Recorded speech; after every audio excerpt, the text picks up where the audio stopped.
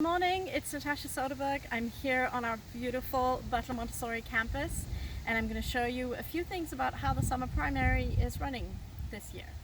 So first of all, you'll pull up in Carpool and you'll stop here at the top of the steps that go down to the camp office and the swimming pool, and then you will roll down your window and a lovely staff member will be waiting for you. You can turn around and take your child's temperature while you're still in the car. Show the staff member what the thermometer says. Then you'll open up your phone and fill in the Google form with the temperature questionnaire. Each day this will get faster because we will all have done it many times. This will happen every day. Once you've done that, you can get out of your car, help your child out of the car themselves, give them their lunch and their snack, and then they will go to the staff member and the staff member will take them into class.